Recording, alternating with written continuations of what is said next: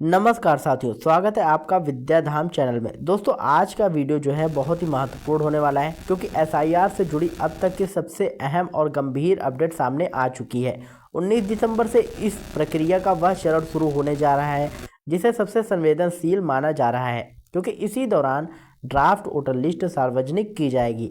पहले यह सूची 12 दिसंबर को जारी होने वाली थी, लेकिन ज़मीनी हकीकत को देखते हुए चुनाव आयोग को यह तारीख आगे बढ़ानी पड़ी। इसकी सबसे बड़ी वजह यह रही कि लाखों लोगों के डॉक्यूमेंट्स अधूरे पाए गए और बड़ी संख्या में नागरिकों ने अब तक अपना एनुमरेशन फॉर्म जमा ही नहीं किया। अब यह तय किया गया है कि 19 दिसंबर से 31 दिसंबर के बीच अलग अलग तिथियों पर राज्यों के अनुसार ड्राफ्ट वोटर लिस्ट जारी की जाएगी। यह समय आम नागरिकों के लिए बेहद निर्णायक साबित होने वाला है। जिस दिन आपके राज्य की ड्राफ्ट लिस्ट जारी होगी, अगर उसमें आपका नाम नहीं दिखाई देता है तो स्वाभाविक है कि चिंता बढ़ेगी।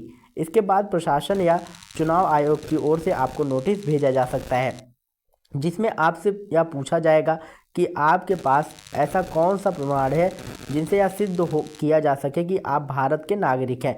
यही वह मोड़ है जहां सही जानकारी और सही डॉक्यूमेंट आपको साबित सबसे बड़ी ताकत बन जाते हैं। अगर आपने अभी तक अपने कागजात ठीक से तैयार नहीं किए हैं तो 19 से 31 दिसंबर के बीच का समय आपके लिए आखिरी मौका जैसा हो सकता है। इसलिए इस पूरी प्रक्रिया को गंभीरता से समझना बहुत ज़रूरी है। फिलहाल एसआईआर अभियान देश के 12 राज्यों में चल रहा है, जिनमें उत्तर प्रदेश भी शामिल है। आपने जो फॉर्म भरकर बीएलओ को दिया है वह सिर्फ शुरुआत है। यह मान लेना कि फॉर्म जमा होते ही आपकी जिम्मेदारी खत्म हो गई, एक बड़ी गलती हो सकती है। 19 दिसंबर के बाद सत्यापन और आपत्तियों का दौर शुरू होगा और इसी दौरान आपके डॉक्यूमेंट्स की असली परीक्षा होगी।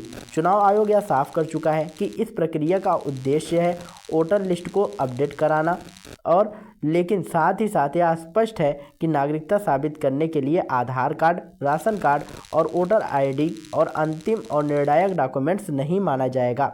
आधार कार्ड को अदालत ने केवल पहचान पत्र माना है, न कि नागरिकता का प्रमाण। राशन कार्ड को नागरिकता का सबूत इसलिए नहीं माना जा रहा क्योंकि बीते वर्षों में इससे जुड़े बड़े पैमाने पर फर्जीवाड़े सामने आए हैं।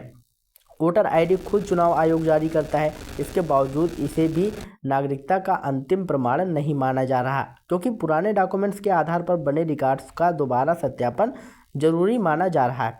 अब सवाल उठता है कि फिर नागरिकता साबित करने के लिए सबसे मजबूत डॉक्यूमेंट्स कौन से हैं। इसमें सबसे पहला और भरोसेमंद डॉक्यूमेंट्स है जन्म प्रमाण पत्र, बशर्ते या जन्म एवं मृत्यु पंजीकरण अधिनियम 1969 के तहत जारी किया गया हो। दूसरा मजबूत डॉक्यूमेंट्स है भारतीय पासपोर्ट, जो भारतीय नागरिकता और निर्विवाद प्रमाण माना जाता है।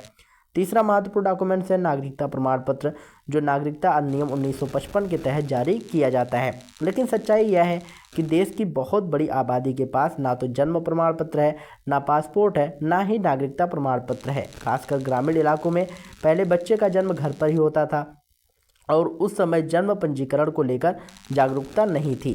इसी वजह से आज लाखों लोग इस प्रक्रिया को लेकर असमंजस में हैं। इस स्थिति को ध्यान में रखते हुए सुप्रीम कोर्ट ने यह कहा है कि जिन लोगों के पास मुख्य डॉक्यूमेंट्स उपलब्ध नहीं है वे कुछ सहायक डॉक्यूमेंट्स प्रस्तुत कर सकते हैं। इनमें जमीन की रजिस्ट्री, खतौनी, 10वीं की मार्कशीट, स्कूल का ट्रांसफर सर्टिफिकेट, बैंक या डाकघर का पासबुक, LIC पॉलिसी, सरकार बल्कि परिस्थिति के समय साक्ष्य माने जाते हैं। इसलिए इनमें दर्ज नाम, पिता का नाम, उम्र और अन्य विवरण आपस में मेल खाने चाहिए। अगर किसी भी डॉक्यूमेंट्स में गड़बड़ी है तो उसे समय रहते ठीक करा लें। यह समझना भी जरूरी है कि नागरिकता पर अंतिम फैसला चुनाव आयोग नहीं करता है। किसी व्यक्ति को भारतीय नागरिक होने या न होने का अधिकार भारत सरकार के गृह मंत्रालय के पास होता है। चुनाव आयोग की भूमिका केवल वोटर लिस्ट के सत्यापन तक सीमित होती है। इस पूरे विषय का निष्कर्ष यही है कि आज के समय में नागरिकता और राज्य के बीच भरोसा पूरी तरह डॉक्यूमेंट्स पर आधारित हो चुका है। नागरिकता अब भावनाओं या मौखिक दावों पर नहीं, बल्कि सही, मजबूत और अच्छे कागजों पर तय की जा रही है। इसलिए हर नागरिक के लिए बेहद ज़रूरी हो गया है कि वह अपने सभी डॉक्यूमेंट्स व्यवस्थित और सुरक्षित रखे। दोस्तों, अगर आप लोगों को ये वीडियो पसंद आया तो वीडियो को लाइक करिएगा, शेयर करिएगा और यदि चैनल पर पहली बार आए हो तो चैनल को सब्सक्राइब करके बेल आइकन जरूर दबाइएगा। मिलते हैं नई वीडियो में नई अपडेट के साथ, तब तक के लिए जय हिंद, जय भारत।